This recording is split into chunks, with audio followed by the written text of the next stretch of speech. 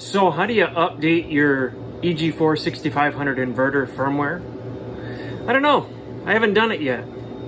So let's walk through it together.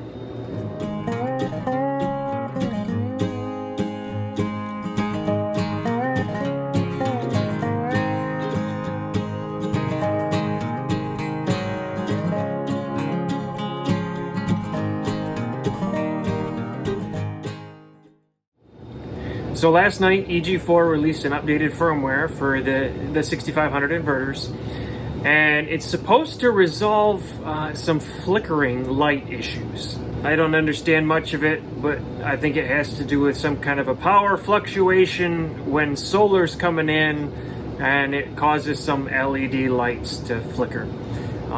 There's a more detailed description from a person much smarter than I am on the forum, and I'll try to link that down in the description below. But I've never updated my firmware before, so I wanted to kind of walk through the process. I know that there's a video that EG4 did on updating the firmware, specifically regarding their error 61 issue, which was battery communication. But that's like a test bench update. You don't have anything connected, you know, and even now, it looks like they've got more than one update that you need to run. So the first thing that I'm going to do, which makes sense to me, is turning off my loads. It seems foolish to me to leave the loads running when you're trying to update basically the operating system of the inverters. The first thing I need to do is I need to switch my panel back over to grid power.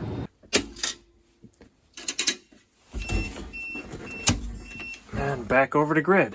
And then the next thing that I need to do, so this is my inverter combiner panel.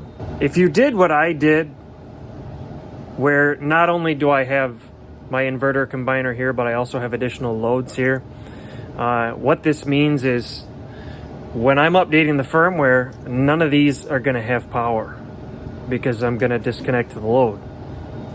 So I guess that's one shortcoming of having a combiner panel where you're adding additional loads to it.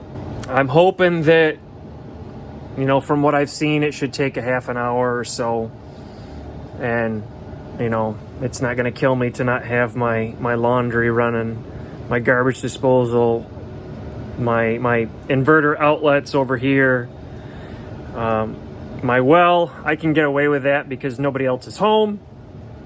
The boiler might be a little interesting, but a half an hour should be fine. So let's turn off the loads.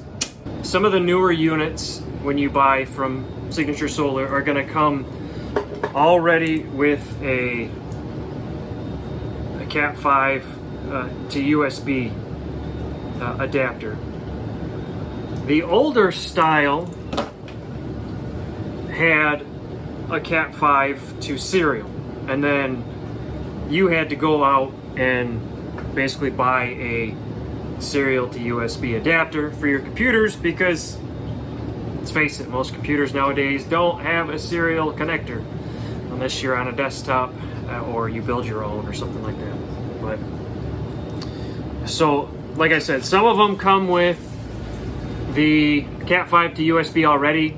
Some of them also are Signature Solar's including this now in the boxes. So I want to run it like this with the serial adapter to USB, because that's probably what most people are going to end up having. So to start, you're just going to connect the two serial ends together and basically making a single cable. I gotta pull all my little twist ties off, and then we're gonna come over to inverter 1, and just so that you can see where we're currently at, there we go. All right, U1 7960, U2 6106. So that's where we're currently at before we make all these changes.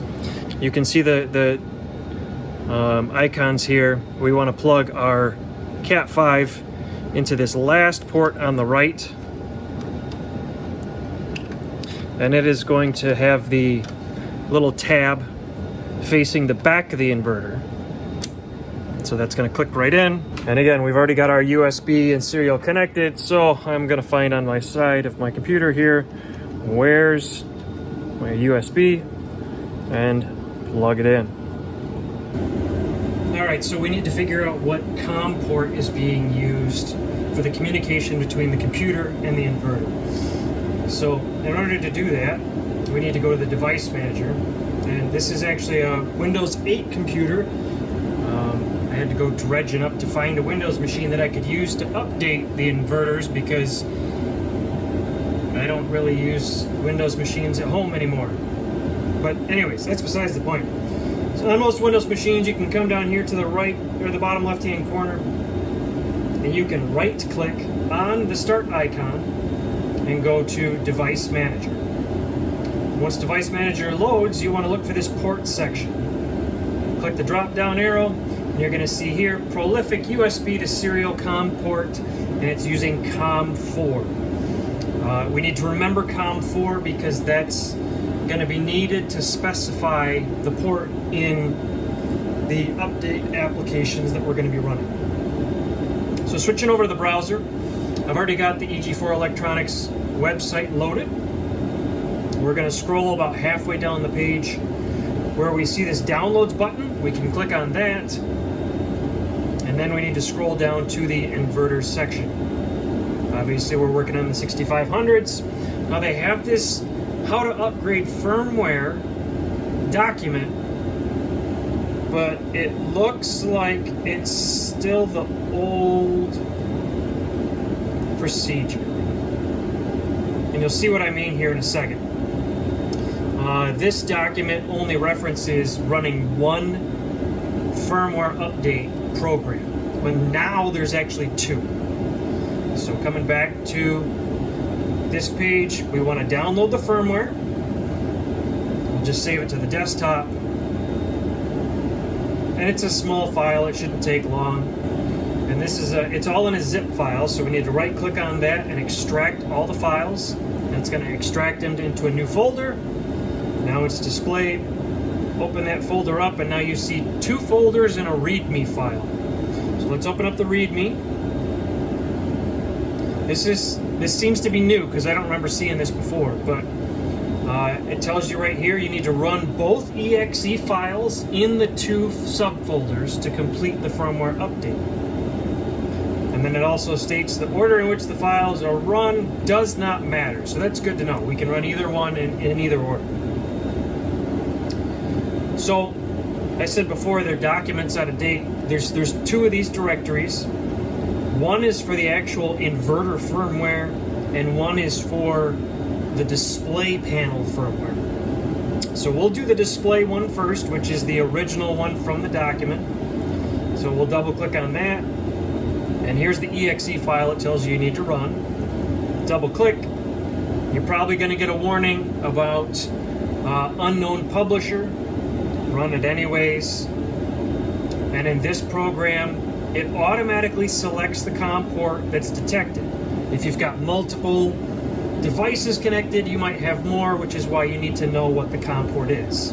But everything else you leave the same, and the only button on here you need to push is Update MCU. So we're gonna click that. And as soon as I click that, if we look over at the screen here, all the lights turned off. So it's prepping for the connection to update this display's firmware. And while we're waiting for it to start, oh, there's the information starting to show. It's starting to build the remaining time. It should take about 10 to 11 minutes from what I've been told. And one other thing that I'm going to show you, I'm going to back up here. So both of these still seem like they're processing power and inverting.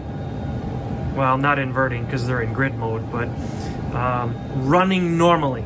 The only thing that's changed is the display. Now that, kind of makes sense to me, but from a computer background, when you're updating any firmware or anything like that. I've always tried to minimize any external connections to a device that I'm updating, which is why I turned off all my loads. I probably should have turned off the AC input and my solar as well, but I didn't. We'll just see how it runs with only the AC output turned off.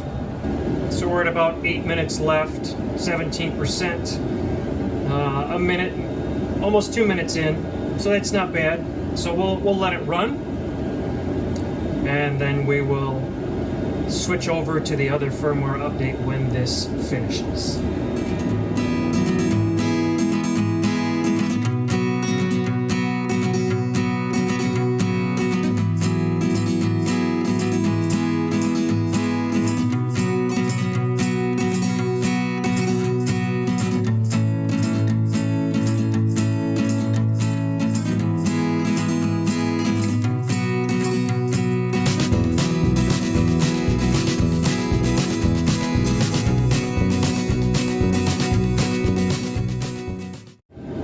We're under 30 seconds left now.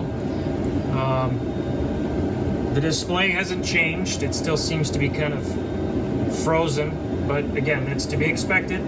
We're doing the firmware update for the display itself. About 10 seconds left. So yeah, we're pushing around just under 10 minutes, which is not bad.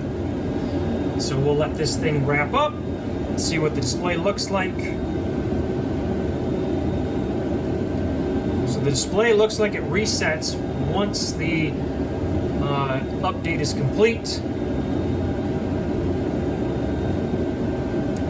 And now it looks like it's back to normal. Alright, so now that the display update is complete, we'll close this out. We're going to go up a folder. We're going to go to the inverter reflash tool. Double click on that one. Again, we get our unknown publisher warning. We want to run it anyways. Now this one's different. This one's a little more basic than the display tool. It does not pre-select your COM port. So remember, we were using COM 4, and then we also need to select the inverter update file. So we're going to select file, and by default, this should open up the directory where the reflash tool is located. So you should see this INV file automatically. If not, you just navigate to wherever the reflash tool is and select the EG4 INV file, the inverter file. We're going to open this. Now you might get a warning from your antivirus tool. You need to allow that file to be read. And so now we're to the point that we're just ready to update the firmware. I want to come over to my display and turn on the backlight so you can see what's going on. And then I'm going to hit update firmware. It's currently 12:35. Now you can hear the fans spun up. You might have it spin up. You might have it stay quiet. We are now processing the firmware update. You can see it on screen. We're at 1%. On our display, we've got UPG, upgrade, and then yes. And then there's also a little USB icon right there.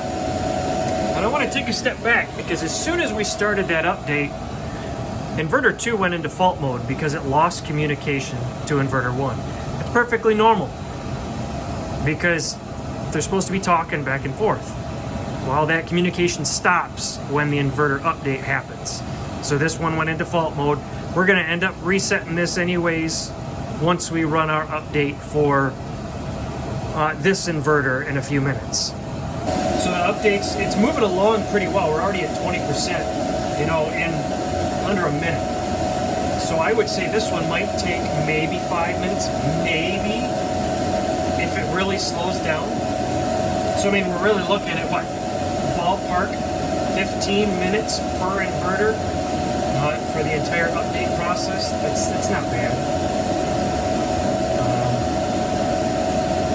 So we'll come back when this finishes processing and see what happens. the inverter.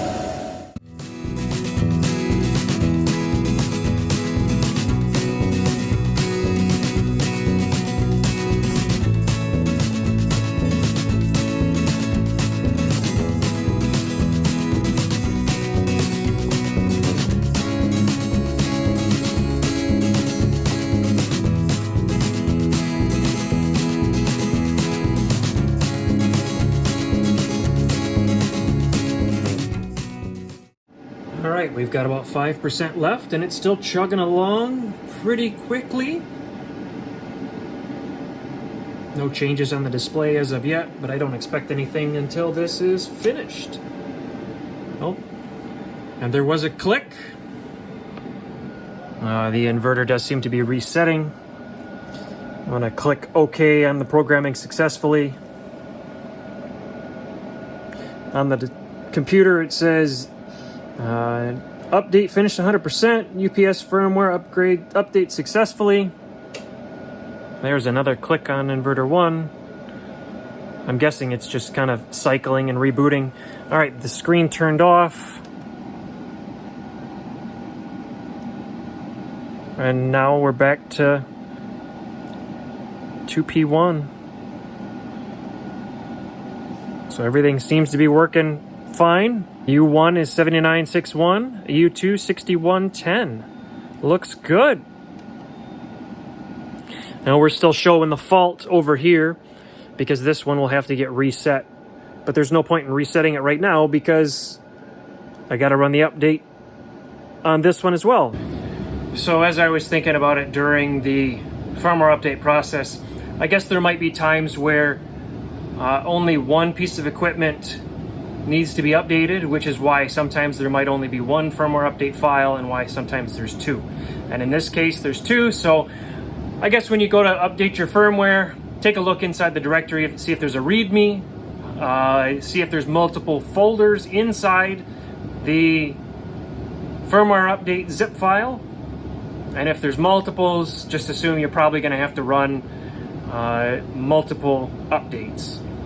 It is kind of interesting that the MCU flash is twice as long as the inverter update, but I don't know what's inside. So just keep that in mind. And with the power of YouTube editing, I'm not going to make you wait to get Inverter 2 updated. We're going to take care of that right now. Let's confirm 7961 and 6110. That's good. And so now it went back to grid mode. And you can see we still have the fault. So what I need to do now, because it's in split phase, is we're going to turn both of these off so that they can resync.